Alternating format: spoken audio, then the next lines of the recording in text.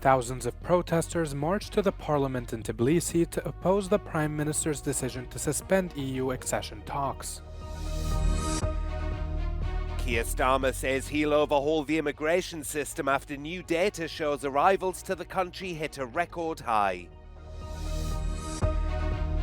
Sweden's Prime Minister asks China to cooperate with a probe to determine how two data cables under the Baltic Sea were damaged.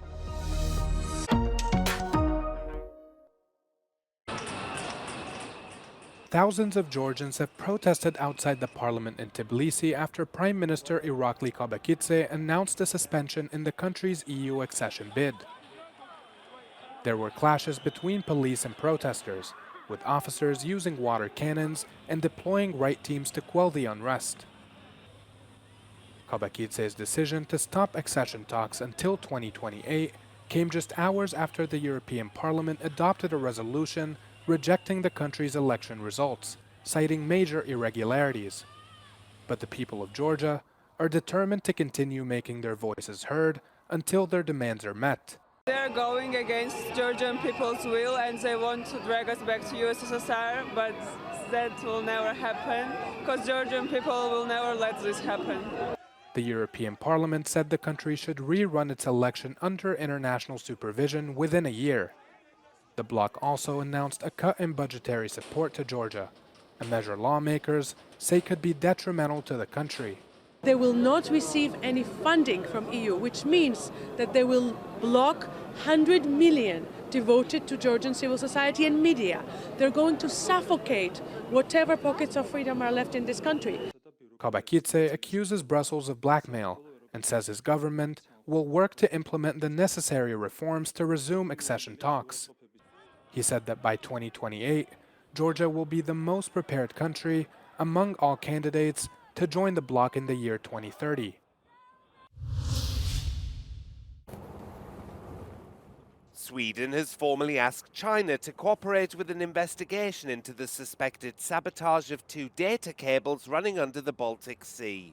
The fibre optic cables, one running from Finland to Germany and the other from Lithuania to Sweden, were damaged last week in an area where the Chinese bulk carrier Yipeng-3 had been seen. With this request, we obviously think it's extremely important to find out exactly what had happened, and of course we expect also China to comply with the request we have sent to China. The Yipeng-3 is currently anchored in international waters between Sweden and Denmark, where it's being monitored by several vessels, including those belonging to the Danish Navy. The Wall Street Journal reported that investigators suspect the Yipeng-3 of deliberately severing the fibre optic cables by dragging its anchor along the seabed. Authorities in Beijing said they had no information about the ship and denied any responsibility. 中方对于处理此类的事故一直是秉持合作的态度。目前我们同相关方的沟通协调工作正在推进中。 Poland's Prime Minister Donald Tusk said this wasn't the first time suspected sabotage had happened in the Baltic Sea. The Nord Stream 1 and 2 pipelines, which carried gas from Russia to Germany, were both damaged in explosions in 2022. And in 2023, the Baltic Connector gas pipeline between Finland and Estonia was seriously damaged. British Prime Minister Keir Starmer has said the government will overhaul the immigration system after new data showed arrivals to the country had hit a record high. Figures released by the Office for National Statistics put net migration at more than 900,000 in the year to June 2023. Starmer blamed those numbers on the previous Conservative government. Because a failure on this scale isn't just bad luck, it isn't a global trend or taking your eye off the ball. No, this is a different order of failure. This happened by design, not accident. Policies were reformed deliberately to liberalise immigration. Brexit was used for that purpose, to turn Britain into a one-nation experiment in open borders. Starmer said his government plans to overhaul the points-based immigration system brought in by the Conservatives in 2021 after Brexit.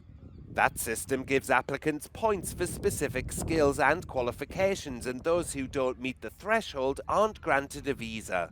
Immigration is a divisive topic in the UK, with many voters concerned about the strain on public services caused by a large influx of people. But some sectors, including healthcare, argue they'd be unable to function without staff brought in from abroad. Winter conditions get harsher for Ukrainians as Russia intensifies its attacks on the country's energy infrastructure. Early Thursday morning, scores of missiles and drones launched across the entire country, targeting the energy grid and leaving more than 1 million Ukrainians without electricity. Ukrainian air defense reported that 176 missiles and drones out of 188 have been intercepted. Russian President Vladimir Putin said that the attacks were a response to Ukraine's attacks with UK and US weapons last week. However, Moscow has been targeting the energy grid every winter since the invasion began. Over 280,000 households in the northwestern Rivne region were without electricity because of the attack. There were also interruptions to water supplies in affected areas. One of the strikes in the Odessa region killed 2 and injured 3, including a 16-year-old boy. Просто стеклами завалило. У дитя ранение, зашили ногу пока.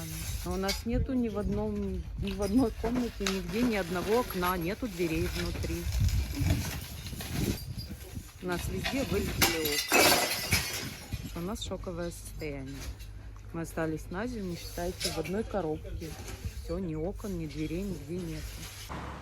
Also in the Volvin region, 215,000 households lost electricity. All critical infrastructure that lost power has been switched to generators.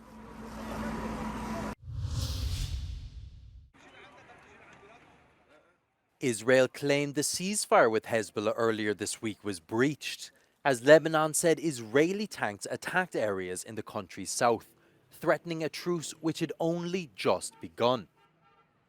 At least 2 people were wounded by Israeli fire in southern Lebanon, according to state media. Israeli officials said in a statement that suspects had arrived to several areas in southern Lebanon, breaching the ceasefire terms. They said the IDF opened fire towards them and would actively enforce violations of the ceasefire agreement.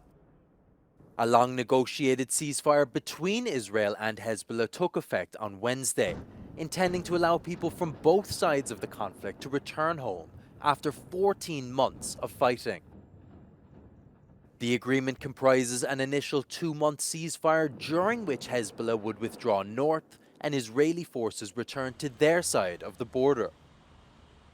Lebanese troops and UN peacekeepers would then patrol the buffer zone.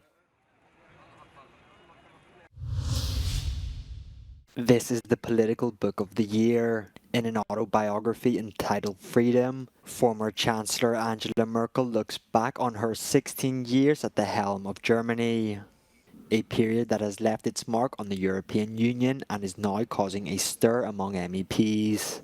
In the book, Merkel talks about how she thought it was an illusion to assume that the path to NATO membership would protect Ukraine and Georgia from Putin. Well, I think that's a mistake. I think that would have been a very, very clear message that, Georgia and Ukraine joining the NATO would have pushed Putin to solving the question, is he ready to attack NATO?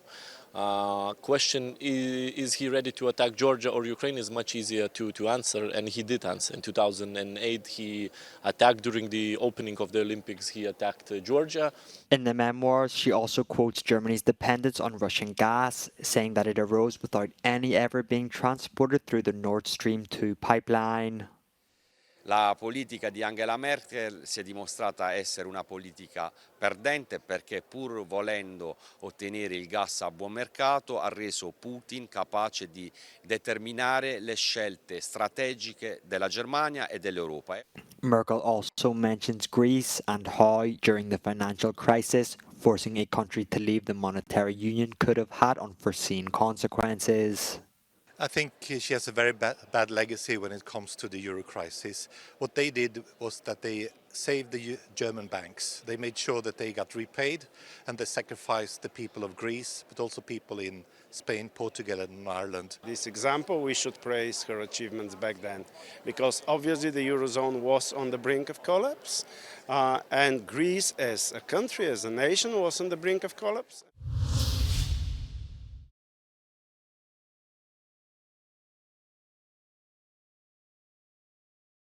Lewis Hamilton holds the record for the most career Formula One race wins and is widely considered the greatest driver in motorsport history. The British driver shocked the racing world when he said he would suit up for Ferrari in 2025, calling it one of the hardest decisions he's ever had to make. Euronews caught up with Hamilton before his last race with Mercedes. Formula One revs up this weekend for the 2024 Qatar Grand Prix. 20 of the world's best drivers will line up on the starting grid at the newly upgraded Lusail International Circuit. All eyes will be on Lewis Hamilton as he heads into his final lap with Mercedes, trading in his silver arrows for the iconic red of Ferrari. I think some of the biggest hurdles are probably second-guessing yourself, having doubts of whether or not you can do something when things get tough. So self-belief, I think, has been one of the most important things for me, is continue to have self-belief. This is beautiful. Wow. Hamilton also recently fulfilled one of his childhood dreams. He landed in the cockpit of a high-performance training jet, where he participated in flight training for astronauts. Hamilton will wear a unique race suit featuring patches that say Space Mission and is starting number 44 this weekend at the Lusail International Circuit.